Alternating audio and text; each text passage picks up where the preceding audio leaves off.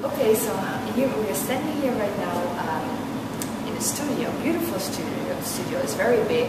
Maybe you can show it from the front to the back. It's two buildings, and it's the studio from John Houshmand. He's here next to me. Welcome, John. Thank you. I saw his work at I think it was maybe the International Furniture Fair, and it's gorgeous and it's beautiful. John, can you tell me a little bit where you're from? And then we continue from there what your passions are, because I know already a little bit what your passion is. Originally born in Los Angeles, Okay. but grew up in the Philippines. Oh, that's interesting. Went to high school in America. Yeah. My family lived all over. We lived in Iran, we lived in the Philippines. We were a traveling family. Okay. And I have pretty much been in New York for quite some time now. Yeah. Working in different disciplines. Yeah. That is very easy. So my question is, because right now I see in the studio those beautiful pieces of furniture, tables, bars, and a lot of combination of material. How did you get into the profession of furniture designer, or I could say in general, how did you get into the profession of designer? Did your upbringing in different countries influence your designer? It's just totally, yeah. My schooling, my education was very much art oriented, although I studied everything from physics to poetry. Yeah. All through my life I've been making things. Yeah. And I've just always made things. I made my own toys when I was a child. I also have been playing music since I was fairly young and have been a professional musician. Yeah. And the entire sort of arc of my life has been making things. For 24 years I was one of the top builders in New York City. I was a partner in a construction company. So my experience with design architecture was very deep. My experience with the art world was very deep. We built a lot of museums, galleries, and all through this time I've been making sculptures, playing music, etc. So all of a sudden it was time to start acting out a whole other role. Yeah. And music is too ephemeral. I wanted something that was more permanent. Yeah. And in a real way, that was a very important part of doing this. I mean, most of the work that you see that we do is extraordinarily permanent. Yeah. It's very palpable. It's mute. It's solid. And in that sense, it's sustainable. Yeah. Because it's not here today, gone tomorrow. Very innovative, right? Because that's interesting what you say, like you went through all those art disciplines, and this all, I would say, comes together, all your experience, because now that you're a musician, we will talk about that later, that gives it an extra flair. You can see this is really innovative, and you must have seen a lot. Okay. The different art scenes to come up with designs like this, because can you tell me a little bit, maybe we can show on the camera how it looks. This is a stunning table. I mean, I can see that in any hallway or an office. It's really special. I've never seen something like that. Can you explain? This is great. We historically worked in some very special materials, very beautiful pieces of wood, extraordinary metals and things. But a very, very big part of it is wood. We have our own. We make everything up in the mountains north of New York City. We have a 950-acre piece of land there. We have sawmills, kilns, and we acquire very large trees and logs that are in decline or need to be taken down because they're hit by lightning, etc. The sourcing of it is very interesting. Yeah. But typically we're always making then a beautiful, beautiful table or architectural piece out of the wood. Well, this time we had the idea to take the beautiful piece of wood and make a mold out of it.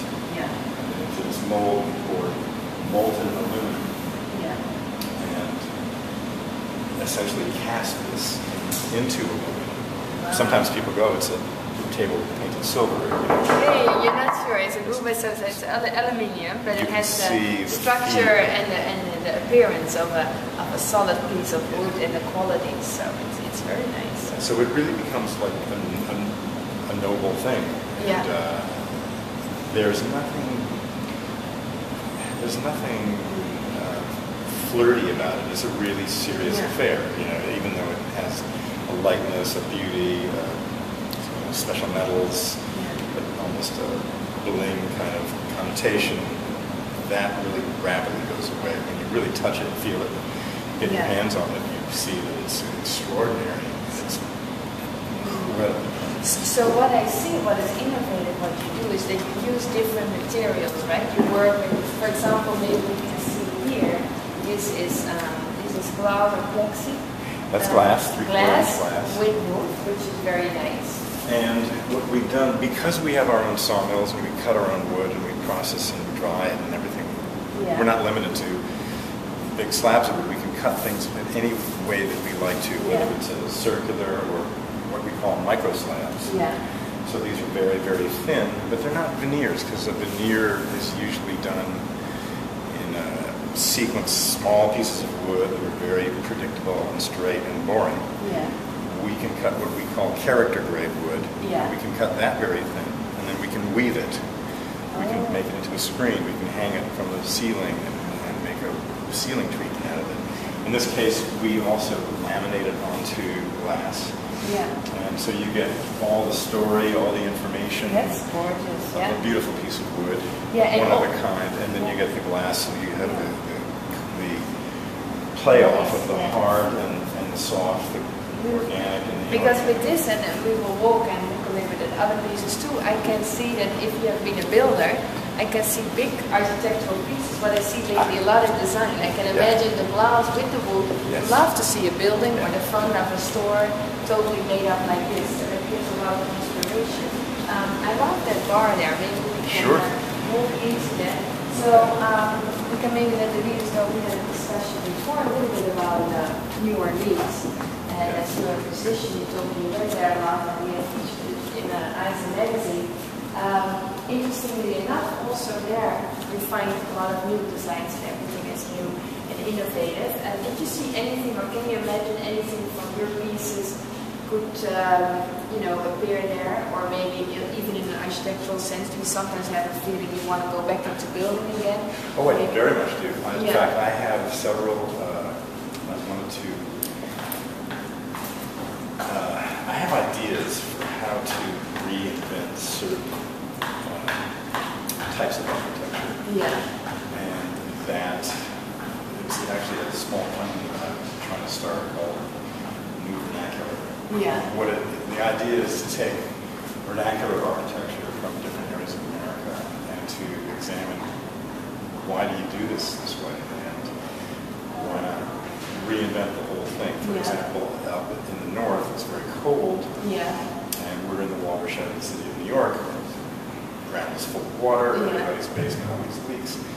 You know, the idea of doing a heated concrete slab, glass surround, a flat roof based on when you go to your gas station and find your gas, there's this big canopy over it. It's very inexpensively made. It's on 2 or 4 posts inside of the house, blah, blah, blah.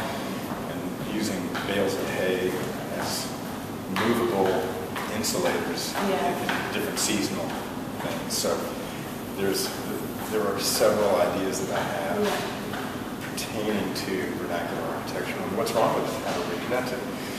Down there in New Orleans, I mean, the classic roof is a wing. You know, when the wind flows over the top of it, it wants to go this way, you know.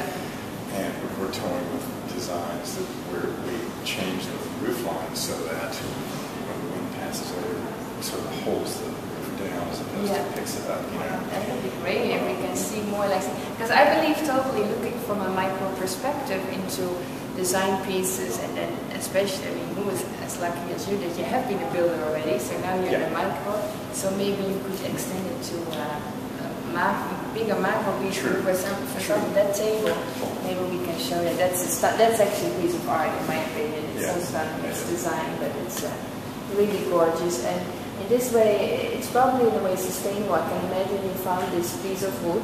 It's not, you know, you took it, I can imagine it was already there, and you made it into something like a sustainable table, which is nice right now that we use everything what nature has to give without, we're giving it back in another way, right? So. I actually have a client who commissioned us to take that table and turn it into a very, very large architectural component of a house in the Middle East. Wow. And it's a fantastic idea. Taking that aesthetic, taking that, literally that piece, putting it vertically and running a number of these very, very high, 4 meters high, and everything like that. And there is a lot of architectural consciousness in what I do. We also do design. We've designed several houses. And, they're buried on the website under architectural. Oh, okay. There's a number of them. That's why I want to know, if people want to know where to find you, they go to your website. Is it just John Houshmand.com. Exactly. Great, wow. Excellent. So my question is, do you have any, and this is just more just would you say your music has an influence on what you make, or I think so. Yeah. I mean, I think that in any music, there's theme, there's harmony, there's melody, there's all these, in the same way that Aristotle's poetics defines, how the emotional component of the written tale, whether it's a play or a story, really crafts its way into your inner life. Yeah. Music is an incredible way of crafting its way into your inner life. And people, they just listen to music. They don't really realize, how is that working on me? What's the quantum connection where when I listen to something, it's actually operating on me psychically, emotionally. And when you design and make things, that's a very active part of it. What's the starting point of your experience of something? What's the end of it? What happens along the way? And all of that is really, really critical. Obviously, a compact piece of furniture or artist furniture is not some elongated. Well, it has to have a symphony, right? It has to have a balance in order for people to like it. Absolutely. Which is very nice to see. Maybe we can show a little bit more. There we have a smaller table still. With the silver things. And these are wonderful pieces. It's a story behind this is nice too. And this is also one of your designs? This is the white brick club chair.